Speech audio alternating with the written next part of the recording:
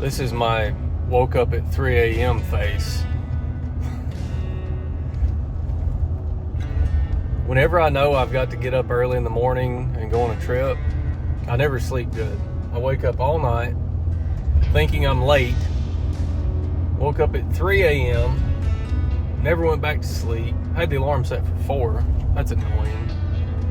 Just got up at 3:30 and I've been on the road since about 4. I've drank a pot of coffee. A pot. That's excessive. But I am within 10 minutes of the Stevens Bee Ranch. Cory Stevens Bee Ranch. Finally. Glad to be here. Hey, Cory. We'll wait till the end of it. You mind if I get another mic on you? Sure. Just remember, anything you say will be used against you. Eugene Introduce Makovic. yourself. I'm Eugene Makovic. Who's this lady down here with the fancy contraption? I know you. Nobody Cory cares about this guy. Stevens. Cory Stevens of Stevens Bee Co. Company. And Eugene here he's being modest, is the editor of American Bee Journal. Awesome. So Eugene, what are you learn about beekeeping here? trying to learn about beekeeping? He joined us last year too and was a big help. We had a good time. This one's small because I just transferred it from a nuke too, so I don't know if we'll get what we need, but we'll see. Tell me what we're looking for. Right now we're looking for brood that is just about to emerge. So we want to give the mites every opportunity to reproduce because we're basically going to quantify the bee's ability to suppress mite reproduction. Okay. So we're just pulling brood frames and we label them with the hive number, so we know, if we find one that, well, either way, we know who scores what. And so we're just digging through and pulling brood frames, and then we'll take it inside. Oh, There's your queen. look at that one.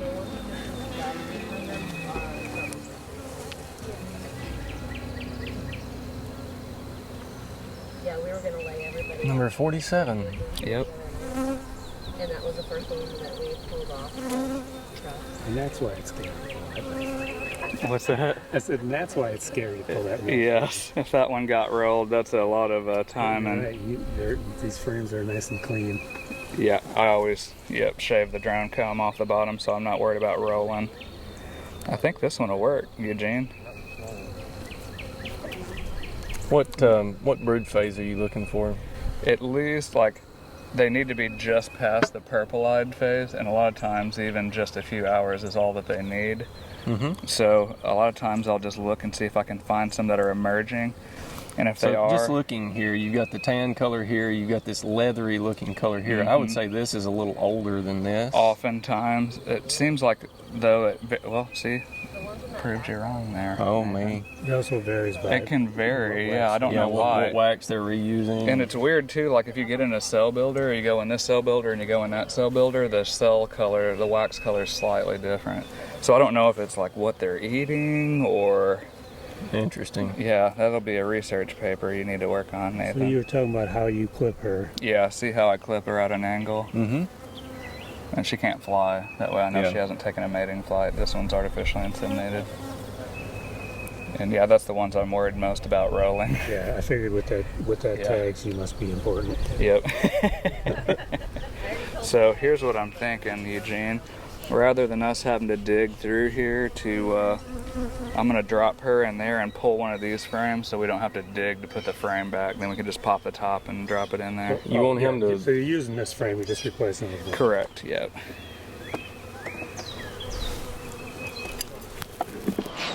I know this young lady over here too. Yeah.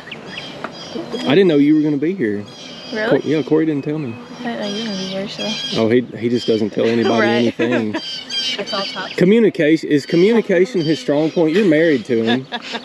So communication is not his strong point. It's not mine either. I was going through green orders other day, and I was like, do not even open a single message at this point. Leave it unread and let me do it. My wife accuses me of keeping secrets. I say, I'm not keeping secrets. I just forgot to tell you. Now, what's the matter with this one? Oh, we moved them the other day, and they were really happy about it. So that you got this ominous air about this hive. Jamie's convinced they're mean, but I think it was circumstance. It's not their fault. Right. So are you marking the outside of the hive to Well, we've note got that you've got a numbered breeder queen in there? No, I just write on top and keep notes, and like whenever it goes in here, they just go into the mix, and we've got numbered tree tags on the bottom boards, and so we're labeling the frames, that way we know. Okay. But yeah, the breeders get tested the same. Where do you get the tree tags at? I think I Amazoned them. It's just I think I just Googled numbered tree tag, because I was using like a sheep tag. You got some bees in this one. It's got a few bees in there. Yeah, I don't like my camera. Get a little distance there. All right, let's see what we've got. This one looks like a good brood frame. But I always say too that I told Eugene that I'm kind of religious about shaving that thick burr comb off the bottom. So that's why I don't have as much reservation about pulling a center frame without working them over.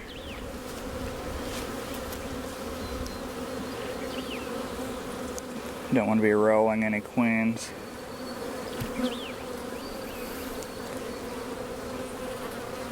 That one's too young.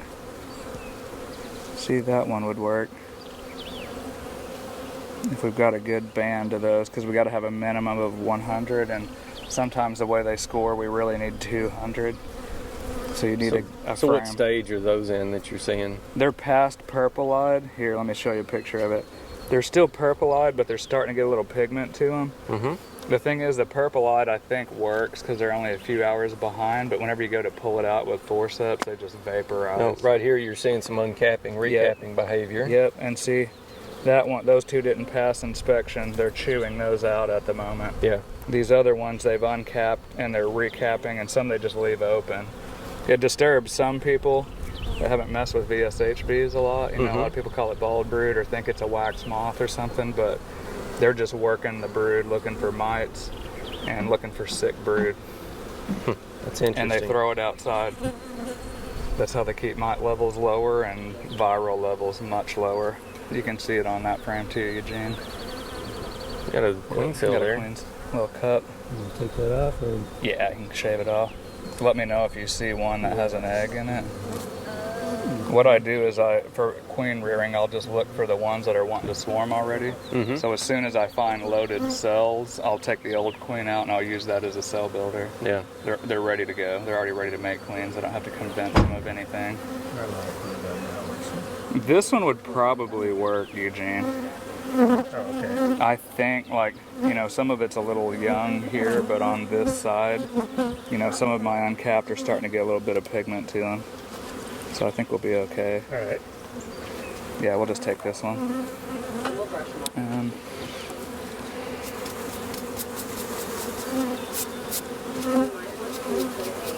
The bees love being brushed. They do. That's what I was just telling them. I prefer to shake them off too. It definitely elicits affection. But if I shake them too, it seems like there's always some little hangers on there, so Yes. I try to just give them a, and that one's 170.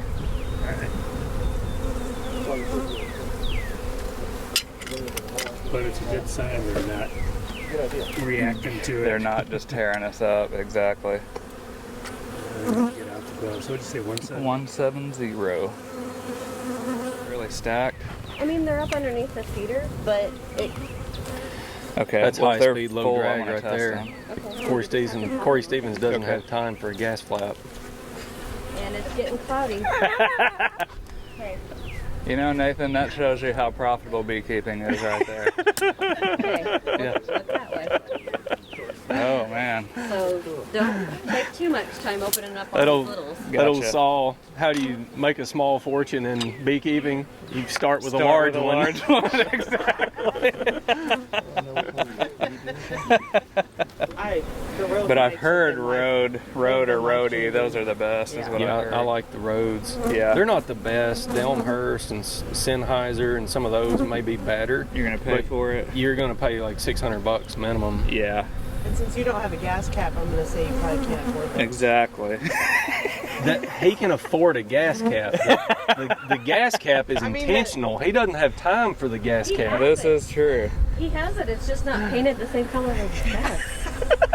I've actually had it for a year, I hate to admit, but bees are the priority. Wow, look at I think your bees are smelling alarm pheromones from my bees or something. Are they? Smoked out. Like they're getting after me. Yeah, They don't like the brush. I'm fine over here. Yeah, like Eugene, they're not on. Maybe maybe it's just my aura, or maybe it's the literal pot of coffee I've drank this morning. You're jittery. 37, Eugene. I think that one. But my normal blue and yellow aura is like a red this morning. That's what 12 cups of Starbucks French roast will do for you. Starbucks. Yeah. Like if the weather goes. Eugene, how long have you had that veil? This is a new one. Who is making those now? It used to be Brushy Mountain. You could find those squared off ones. Probably a date amp, I'm assuming. I don't know. I got another one in my box that's duct taped up, and I had somebody filming me for TikTok a couple weeks ago. So You got some I pulled a new one out of the closet. So. Use some again beekeeping wealth.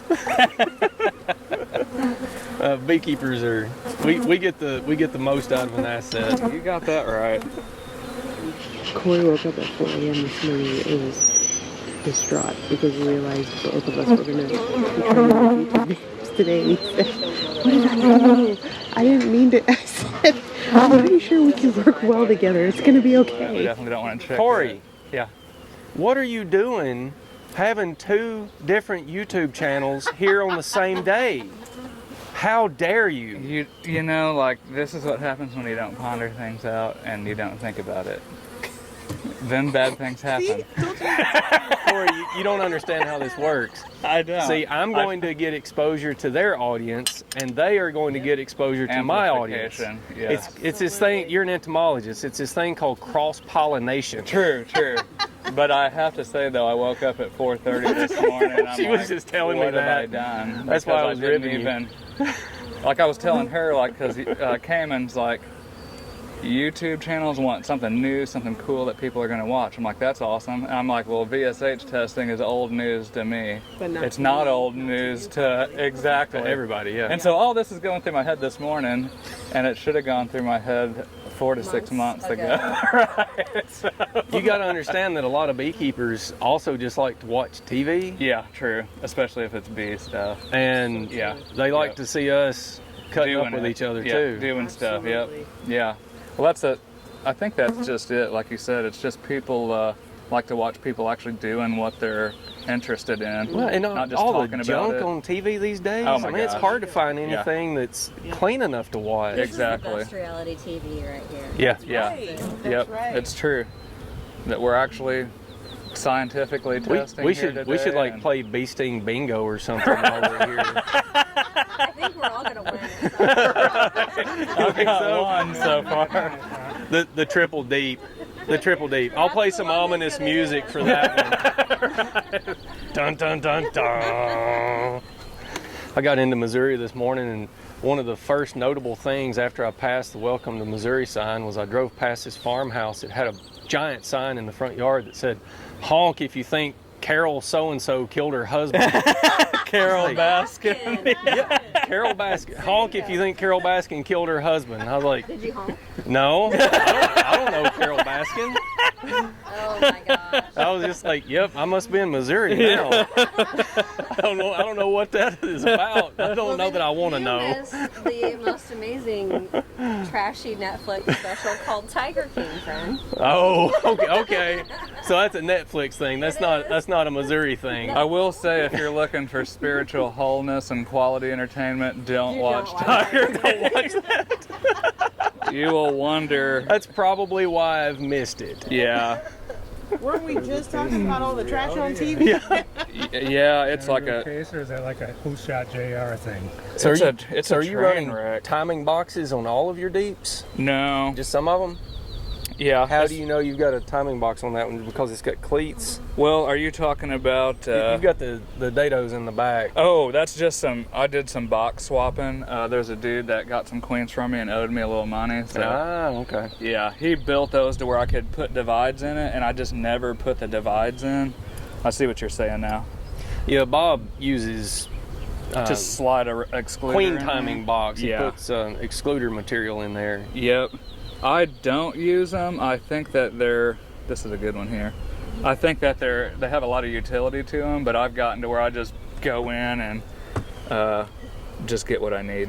You're proving me I know wrong what on it the looks color like. again, aren't See you? how light those are? Yeah. And those are good. Yeah, look at that. Perfect. It's just past purple-eyed stage. It's just starting to get some pigment to it. So this is perfect. It's got a number. Let me shave that annoying drone comb off here. Because, I mean, if I have a swarmy colony like this, I can pretty easily get 100 queens out of it. 176. Do you need a marker? I think What was it that Chris Werner at Hive Life said in his talk on queen rearing? If the desire to rear queens when bees don't want to make queens ever comes upon you, just don't do it. Stop. That's what I do too, because like some of my friends are like, well, I'll capture the honey flow, and then afterwards I'll prioritize queen rearing. I'm like, no. Yeah. Once your nectar flow stops, there's not triggered to swarm anymore. Like during swarm season, when everybody's wanting queens, that's when you need to be rearing them if you're going to rear your own.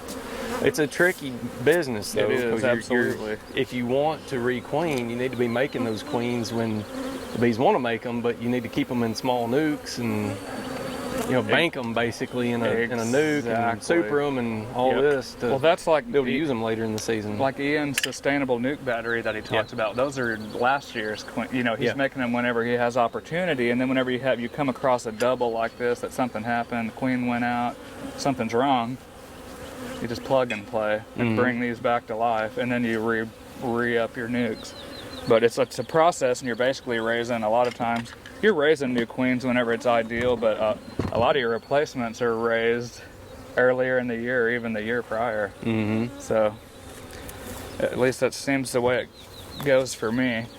But up here, though, it seems, a lot of people are used to getting queens from the south, like where Chris and them are, really early.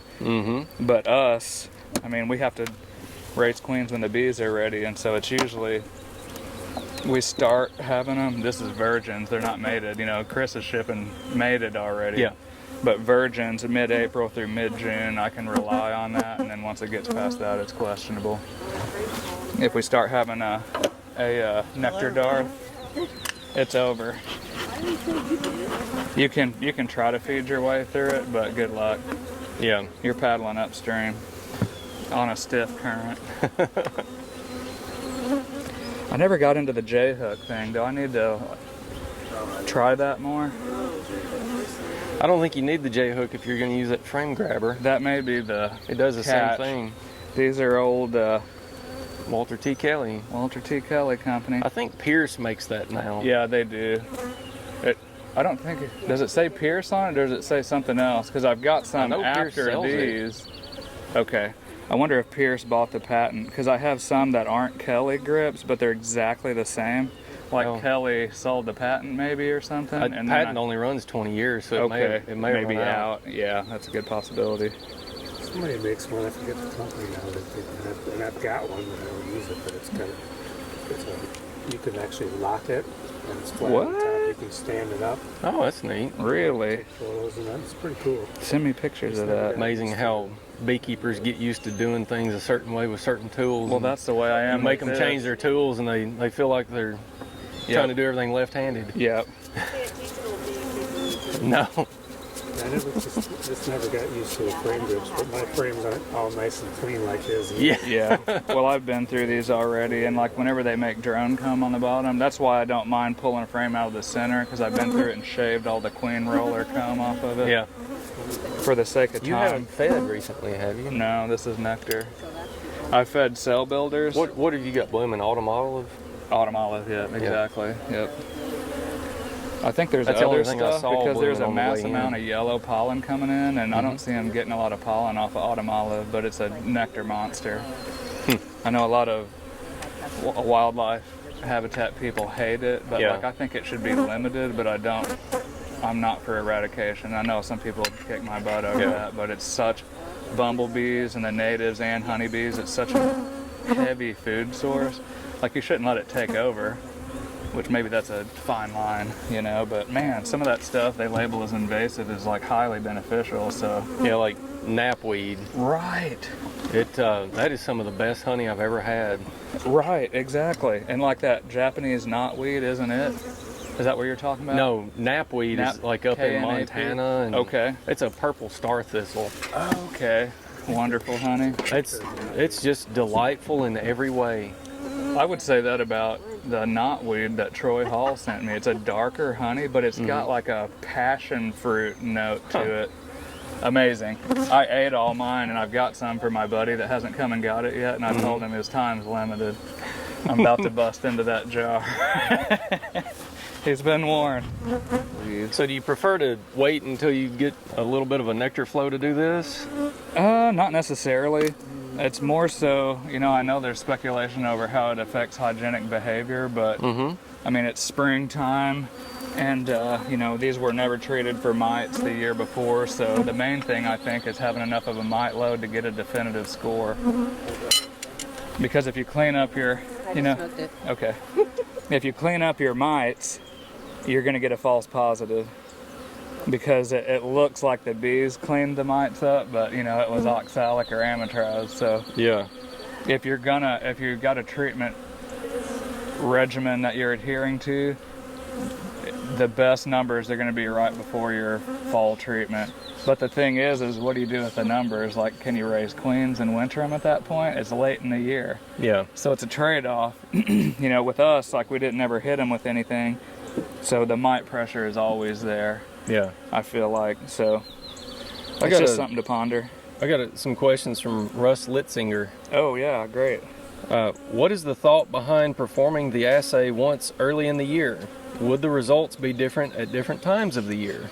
Well, I mean, potentially. It depends on your mite load. That's what it's dependent on. Like if your mite load for some reason was super low, or you cleaned them up the previous year and it's like non-existent in the spring, you could get bogus numbers. But whenever you get a definitive score, according to Dr. John Harbo, that score stays with a queen for life. So you should not get variation. I haven't tested that really hard. Wait a minute, we have tested a few multiple times, and we got the same numbers, but that's a small sample size. I wouldn't call that a large-scale study by any means. But from what I've seen, it seems like it does stay the same. All right, Eugene, we got some good ones here. Amazing how much pollen falls out of those. Oh my gosh, I know. Check this out. Come, you want to see some uncapped recap? This is a breeder queen. Look at that. This makes people nervous, but it makes me happy. They're opening those cells up and inspecting them to see if they pass the test or not. And when Kara comes and does UBO tests, I have a sneaking suspicion this one's going to score extremely high. And I'd seen too, like in one of her pictures and one of Randy Oliver's pictures of like VSH hive behavior, they had an open brood or a bald brood in one.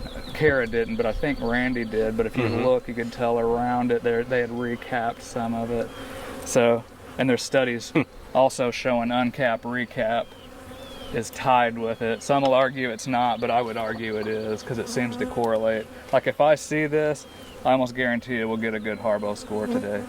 So we'll see what happens. It'll be but really interesting to compare the Harbo scores to With the UBO UBO. scores and see if it is the same behavior, the same trait set, or if it's different. I think there might be slight differences, but I think there's going to be big overlap. Yeah. Because what Kara was saying about low viral loads, and what I've been chattering for a while without scientific data, just field data, is there's got to be extreme overlap. Yeah. So I don't know that it's exactly the same, but I feel like she's kind of backdooring VSH with a method that, here's the big selling point of that, is it's easier, it'll be probably less labor, and I really think that if you've treated for mites, it won't affect the score. Which that'll be big. For UBO, you mean? For UBO, yep. All right, another one from Russ. Based on some of Dr. Wagner's findings, is VSH a brood function, a worker function, or a combination of the two? I think it's both. And like in the past, I would argue that it's strictly a worker function, but I don't know that that's accurate based on some of the stuff that, and I can't say I've read it in depth. I've got to go back. It's like, it's on my list of stuff I should have done, 6 months ago probably. But if I understood correctly what her studies said, I think it's both. Because I think there could be a brood, like a pheromone effect, like they're sensitive to it, and they're putting off unhealthy brood odor at a lower threshold, and then those workers are picking it up and cleaning them out. So, if the workers didn't pick it up and clean it out, it's a moot point, but I think the brood's possibly augmenting that. So it's really complex, but quite fascinating. And I think too that whenever we're adding UBO on top of Harbo assays, it might give us some insight as to how that functions too, potentially. I'm not sure, but It's going to be interesting either way. I mean, we're going to learn something. Exactly. It is or it isn't, or maybe or may not. Exactly. But we'll know then. We didn't know before. We're just speculating. But after we've got actual data to back it up, it's a lot more concretized. When selecting for VSH, should one only breed from those that score a 4, or do other factors along with Harbo score go into the evaluation? I.e., if a queen scores a 3 but is great in every other way, how would that factor into the selection matrix? It kind of depends on your ultimate goal, because it's easy to, you start to get to the phenomena if you're selecting for everything. I think you're selecting for nothing. Yeah. So you have to rank order what your priorities are. I wanted VSH primary because I think without host resistance, our IPM methods are soft, our systems are soft. And so I wanted that. But if you're more after honey production, but you want them suppressing some level of mite reproduction, absolutely graft out of 3s. And the thing is if you're not starting with breeders, you're going to have a range of what I think Kara said, 1 to 2% of the average bee population are VSH, are really hygienic. So if you're starting from nothing, you're not going to have a whole ton of 4s. So, it depends on what angle you're looking from and what your end goal is. So here's you're a VSH queen breeder. I'm a VSH nut. So you're only grafting 4s and artificially inseminating with drones from 4s. Correct, but I'm selling virgins and cells too, so I want it to be as high as possible because it's immediately going to outcross. And then if you're not selecting for it, it could fade in your population. So I want it to be as high as possible right off the bat. Man, this wonky comb drives me insane. And if you don't fix it, it gets really worse. Build it right back in your plastic. Yeah. What I normally do to keep them from doing that is like I'll shave it off here, Eugene, and then I'll scrunch it up against a brood frame and they'll fix it. But if you put it right back the way it was, they'll do the exact same thing. So I'll flip it around. Just to be safe, I'm going to move her. I do not need to squish that one.